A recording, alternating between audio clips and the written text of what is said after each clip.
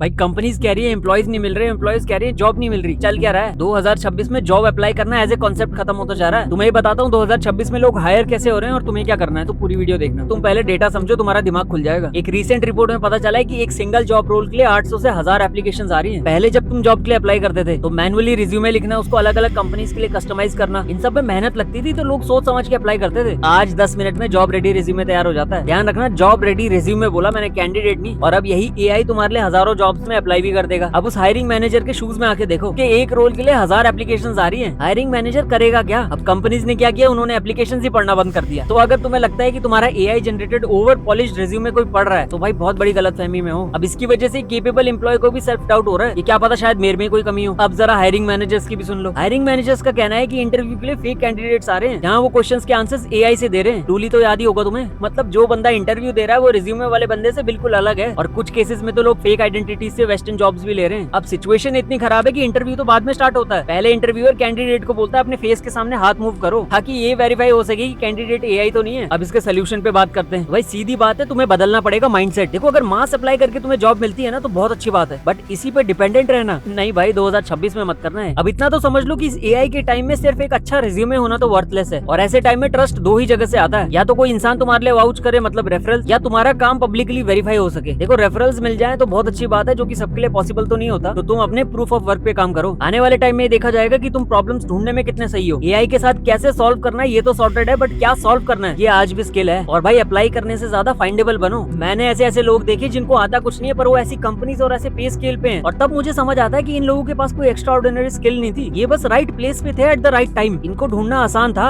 इसलिए अपने काम को और अपने एक्सपीरियंस को ऑनलाइन पोस्ट करो और उसे डॉक्यूमेंट करो, चाहे वो कितना भी सिली और बिगिनर लेवल हो। और मेन बात पोजिशनिंग। भाई तुम आज भी 2022 की डेफिनेशन से अपने आप को डिफाइन कर रहे हो। तुम्हारे पुराने टाइटल्स उस दुनिया के हैं जब कोड हाथ से लिखा जाता था, और तुम्हें भी पता है कि तुम कितना हाथ से कोड लिखते हो। आज आने वाले टाइम में देखा जाएगा कि एआई की हेल्प से तुम आंसर तक कितनी जल्दी पहुंच सकते हो। लिटरली टोकन्स काउंट होंगे कि तुम कितनी एआई एफिशिएंसी के साथ काम कर सकते हो। तो तुम्हारा पूरा वर्क फ्लो एआई के अराउंड रीबिल्ड होना चाहिए। प्रॉब्लम तुम करोगे, डायरेक्ट भी तुम करोगे, और एग्जीक्यूशन एआई करेगा। एआई तुम्हारे लिए 80-85% काम कर देगा, और मैं तुम्हें बता नहीं सकता कि वो लास्ट का 10-15% कितना इंपॉर्टेंट पार्ट है। लोग आधे अधूरे प्रोजेक्ट्स बना के छोड़ दे रहे हैं। अब सब कुछ इस 3 मिनट में बताना बहुत मुश्किल है, तो मैं एक फुल यूट्यूब वीडियो बनाने की पूरी कोशिश करूंगा और वीडियो पूरी वैल्यू पैक्ड रहेगी।